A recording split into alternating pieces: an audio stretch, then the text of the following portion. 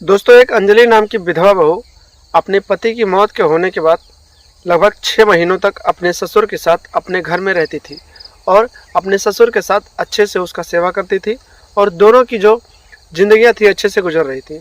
लेकिन दोस्तों, इन्हीं 6 महीनों के बीच में उस अंजलि नाम की जो लड़की थी, जो बहू थी उसको एक ऐसी आदत पड़ चुकी थी जिसकी वजह से उसकी ज़िंदगी बर्बाद हो चुकी थी। यानी कि उस बहू को गंदी फिल्में देखने की आदत हो चुकी थी। ब्लू फिल्म रोज़ रात को देखती थी, अपने ससुर को खाना देती थी, दोनों खाना खाते थे और अपने अपने कमरे में सोने जाते थे।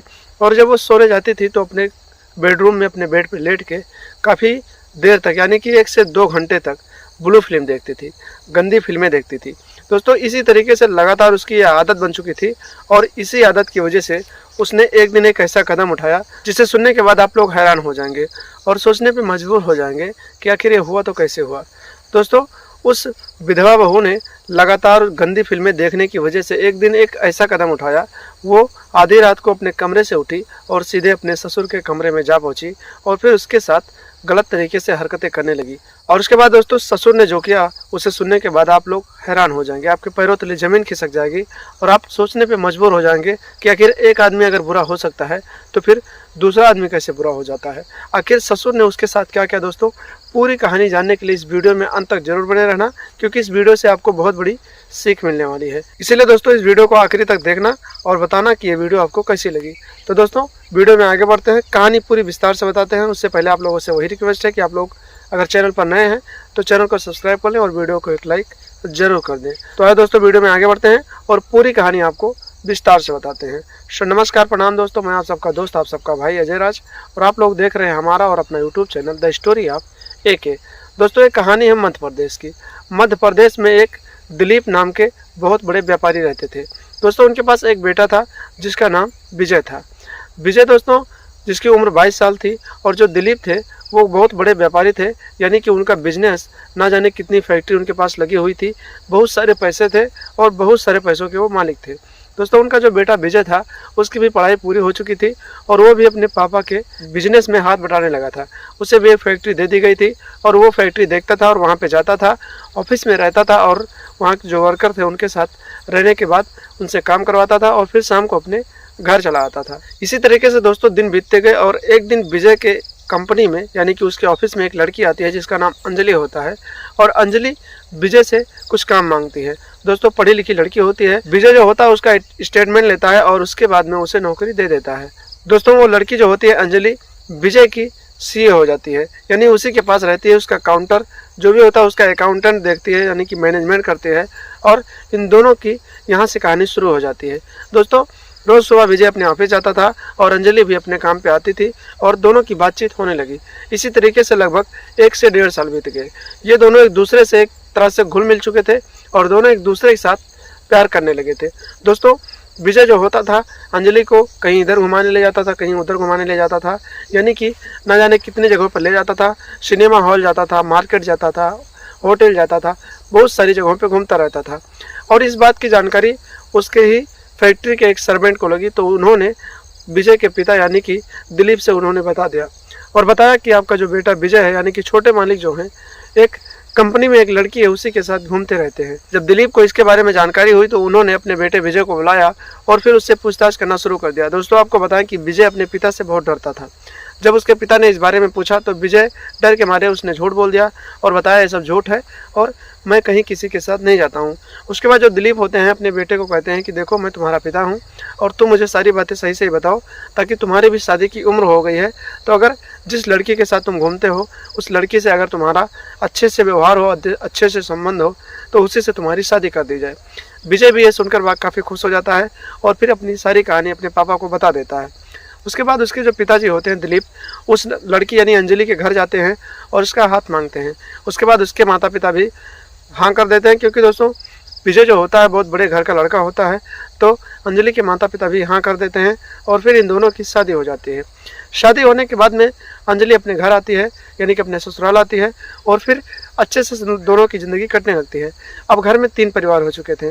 दोस्तों, अंजलि जो थी शादी के बाद भी अपने काम पे जाती थी, दोनों पति पत्नी एक ही कार से जाते थे और शाम को एक ही कार से वापस घर चले आते थे। इसी तरीके से दोस्तों दिन बीतते जा रहे थे। लगभग 3 महीने बीतने के बाद जो अंजलि होती है दोस्तों, उसके जो ससुर होते हैं दिलीप, वो लगातार उससे कहते रहते हैं कि तुम मेरे घर की बहू नहीं हो, तुम मेरे घर की बेटी हो और ये सारा जायदाद, ये सारी जिम्मेदारी, यानी ये सारा प्रॉपर्टी तुम्हारा ही होने वाला है। तो बेटा अच्छे से रहना और अच्छे से अपनी ज़िंदगी काटना, अपने पति से झगड़ा लड़ाई मत करना। दोस्तों लगातार यही सब बातें करते रहते थे। इसी वजह से जो अंजलि थी उसके मन में एक लालच हो गया, और लालच ये हो गया दोस्तों कि वो अगर इन दोनों को रास्ते से हटा देगी तो इतनी बड़ी प्रॉपर्टी सब उसके नाम हो जाएगी। उसके बाद दोस्तों इसी मनसा के साथ जो अंजलि थी, लगभग 3 महीनों के बाद उसका जब पति एक बिजनेस के सिलसिले में किसी दूसरे शहर जा रहा था, तभी रास्ते में उसने एक पता नहीं किसी के साथ मिलकर उसका एक्सीडेंट करवा दिया और फिर उसके बाद विजय की मौत हो गई। दोस्तों जब विजय की मौत हो गई तो विधवा का भेष धारण करके अंजलि उसी के घर में रहने लगी। उसके ससुर ने बताया कि देखो बेटी, अभी तुम्हारी उम्र है, तुम्हारी शादी कर लो, तुम्हें आधा प्रॉपर्टी में तुम्हें दे देता हूँ और फिर तुम अपनी शादी कर लो और इसके बाद भी अपनी ज़िंदगी अच्छे से खुशहाल से जियो। लेकिन दोस्तों अंजलि तो कुछ और चाहती थी और इसके बाद में अंजलि उससे कहती है कि नहीं पापा, जो भी है मैं अपने विजय के यानी अपने पति के यादों के साथ जी लूँगी। मैं कहीं और जाऊँगी तो मेरे पति की आत्मा को शांति नहीं मिलेगी और मैं खुद को माफ़ नहीं कर पाऊँगी। इतनी सारी इमोशनल भरी बातों को सुनकर उसके जो ससुर होते हैं दिलीप उसे गले से लगा लेते हैं और कहते हैं कि बेटा तुम्हारे जैसी बहू हर किसी को दे भगवान। उसके बाद दोस्तों दिन बीतते जाते हैं, लगभग 5 से 6 महीने बीत जाते हैं और इन्हीं महीनों के बीच में जो अंजलि थी रोज़ जब अपने पति के साथ नहीं रहती थी क्योंकि उसका पति इस दुनिया से जा चुका था, तो उसे एक अलग सी लत लग गई थी। एक ऐसी लत लग गई थी दोस्तों जो उसे बहुत बुरे रास्ते पर ले जा चुकी थी। उसे गंदी फिल्में देखने की आदत लग चुकी थी, यानी कि ब्लू फिल्म देखती रहती थी। रोज़ रात को 1 से 2 घंटे वो ब्लू फिल्म देखती थी और लगातार उसी के चक्कर में रहती थी। एक दिन की बात है दोस्तों, जो अंजलि होती है रात को खाना खाती है और अपने ससुर को खाना देने के बाद अपने कमरे में जाती है और अपने मोबाइल में गंदी फिल्में देखने लगती है। लगभग 1 से 1.5 घंटे के बाद वो इस तरीके से इतने उत्तेजना में हो जाती है, उसके अंदर एक ऐसा हवा सवार हो जाता है, एक ऐसी उत्तेजना आ जाती है कि वो खुद को कंट्रोल नहीं कर पाती है और फिर वो अपने कमरे से उठती है और अपने ससुर के कमरे में जा पहुंचती है और उसके साथ इधर उधर की हरकतें करने लगती है। दिलीप जब ये बात देखता है तो कहता है कि बहू आज तुम्हें क्या हो गया है, तुम इस तरह की हरकतें क्यों कर रही हो। फिर अंजलि कहती है कि ससुर जी आपको तो पता है मेरे पति को इस दुनिया से गए हुए लगभग 6 महीने हो गए हैं और मुझे प्यार नहीं मिल रहा है, तो मुझे भी प्यार की ज़रूरत है, मैं आपसे वो प्यार चाहती हूँ। लेकिन जो ससुर होता है बेहद ही संस्कारी होता है, उसका ईमान जो होता है थोड़ा सा भी नहीं डगमगाता है और अपनी बहू को डांटता है और वहाँ से भगा देता है और कहता है कि आज के बाद ये हरकतें मेरे साथ मत करना, वरना मुझसे बुरा कोई नहीं होगा। इतना सब होने के बाद दोस्तों अंजलि अपने कमरे में चली जाती है और फिर लगातार प्लान बनाने लगती है कि आखिर इसके साथ हम बिस्तरी कैसे की जाए। उसके बाद दोस्तों अंजलि जो होती है एक शक्तिवर्धक दवा मंगवाती है, यानी कि नशे की गोली मंगवाती है और शाम को अपने ससुर के खाने में मिला देती है और लगभग 1 से 1.5 घंटे के बाद खाना खाने के बाद जब ससुर अपने कमरे में जाता है तो उसके अंदर एक ऐसी उत्तेजना होती है कि वो भी खुद को कंट्रोल नहीं कर पाता है और अपने बहू के कमरे में चला जाता है। और फिर उस दिन दिलीप अपनी बहू के साथ वो सारी चीज़ें करता है जो उसकी बहू चाहती रहती है, यानी कि दिलीप जब अपने बहू के कमरे में पहुंचता है तो फिर अपनी बहू के साथ ज़बरदस्त तरीके से संबंध बनाता है। दोस्तों लगभग 2 से 3 घंटे तक अपनी बहू के साथ संबंध बनाता है और उसके बाद में जब वहाँ पर उसके दवा का असर ख़त्म हो जाता है तो फिर उसकी बहू उसे उसके कमरे में ले जाकर लेटा देती है। इसी तरीके से लगभग 10 से 15 दिन का समय बीत जाता है और एक दिन ऐसा होता है दोस्तों कि जो बहू होती है अपने ससुर को शक्तिवर्धक जो दवाइयाँ टैबलेट होती हैं ज़्यादा मात्रा में दे देती है। उसके बाद दोस्तों जब वो ससुर उस दवाइयों को खाता है और उसका असर जब उसके ऊपर होता है तो फिर इतना ज़्यादा वो जोश में हो जाता है कि अपनी बहू के साथ ना जाने कितनी बार उस दिन संबंध बनाता है और दोस्तों लगातार इतना ज़्यादा डोज होने की वजह से उसका दम फूलने लगता है और दम फूलने की वजह से संबंध बनाते वक्त उसकी मौत हो जाती है।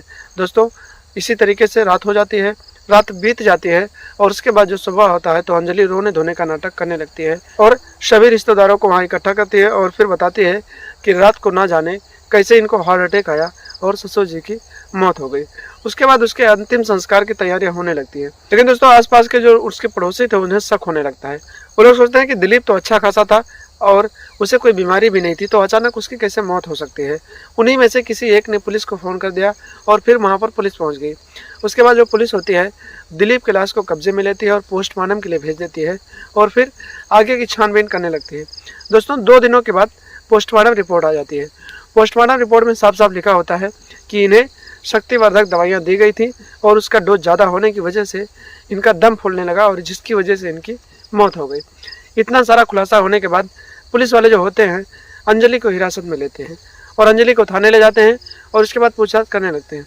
पहले अंजलि कुछ नहीं बताती है, लेकिन जब पुलिस वाले उसे कड़ाई से पूछताछ करते हैं, उसे 2-4 डंडे लगाते हैं, तो अंजलि होती है जो पूरी कहानी सच्चाई बता देती है कि किस तरीके से उसने प्रॉपर्टी के लालच में पहले अपने पति को मारवा डाला और इसके बाद शक्तिवर्धक दवाइयाँ देकर अपने ससुर के साथ संबंध स्थापित किए, उसके ईमान को बिगाड़ा और इसके बाद उसको भी मौत के घाट उतार दिया, जिसकी वजह से उसे पूरी प्रॉपर्टी मिल जाए और वो इस प्रॉपर्टी की मालकिन बन जाए और उसके बाद किसी बॉयफ्रेंड के साथ या किसी और के साथ शादी कर ले और अच्छे से ज़िंदगी कटने लगे।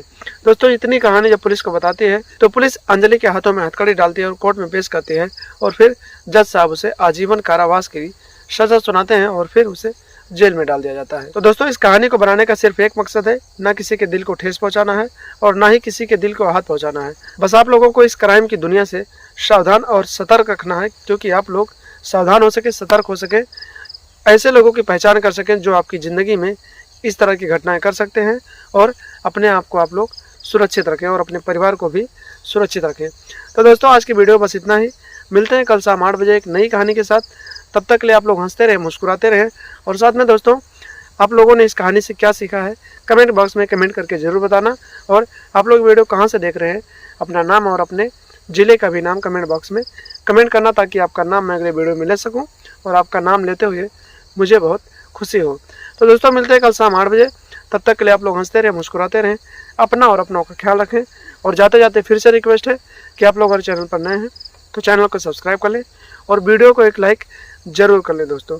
तब तक के लिए दोस्तों इजाज़त चाहूँगा। नमस्कार, प्रणाम, जय हिंद, जय भारत, वंदे मातरम।